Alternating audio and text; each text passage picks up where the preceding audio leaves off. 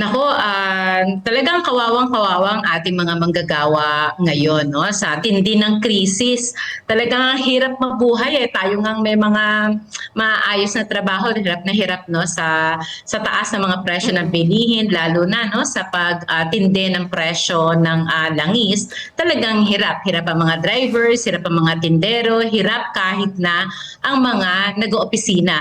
So hirap ang lahat ng mga manggagawa at ramdam na ramdam natin yan dahil hindi naman no tumataas ang sahod pero tuloy-tuloy ang taas ng bilihin. Ako araw-araw ako halos hindi naman araw-araw no at least 3 times a week nagpupunta ako sa palengke namimili at ang taas talaga ng mga bilihin kaya lalo na para sa mga ordinaryong mga manggagawa. Oo. Paano Paano nga ba 'no, paano mm, makaka-adapt man lang 'no o makaka-survive. Actually ang ating mga manggagawa nasa survival mode ngayon. At Mm. ang napakahirap.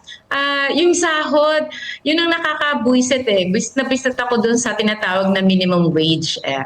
Kasi pag minimum wage at marami sa ating mga businesses, no, sa marami mga kumpanya, kapag nakapagbigay na sila ng minimum, ng minimum wage, parang nagampanan na nila lahat ng kanilang obligasyon sa kanilang mga manggagawa.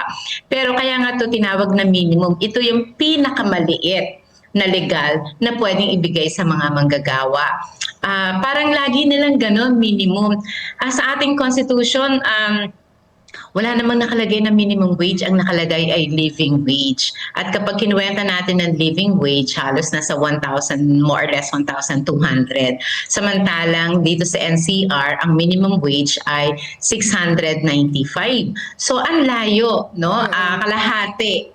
Di pag habang nalalayo ka sa Manila, paliit ng paliit yan. Kaya dyan sa Central Luzon, mas mababa, sa Region 4, mas mababa pagdating sa Visayas saka sa Mindanao.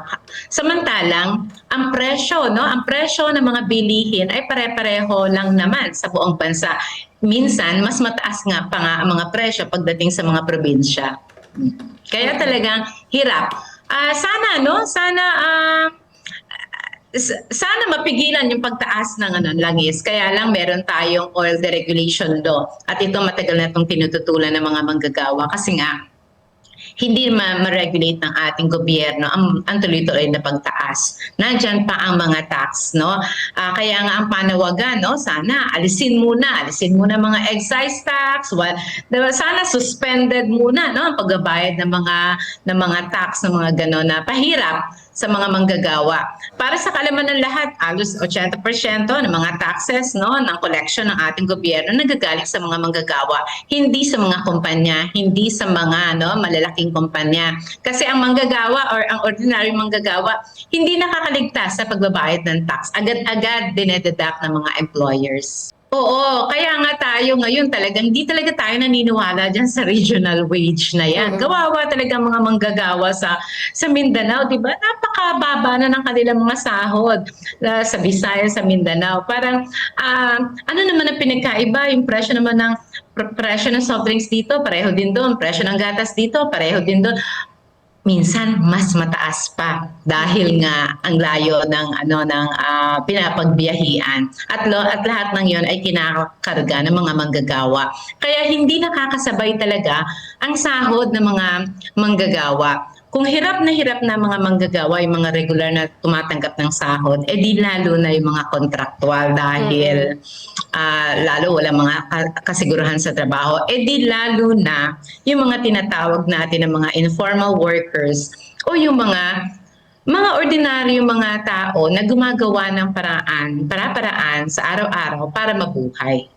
Di lalo na walang kasiguruhan doon. Oo, talaga, alam mo yung mga manggagawa, no? Di syempre automatic ang mga ang mga Mm. pagbabawas sa PhilHealth, no? Sa SSS.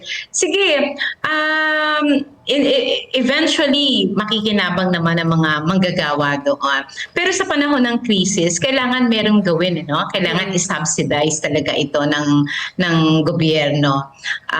Ganoon. Pero bukod doon, alam mo ba na marami din mga security guards o kaya mga janitors o iba pa Bukod doon, meron pa silang tinatawag na bond. So another, ano na naman yon, another deduction na naman yon sa kanila. Kaya talagang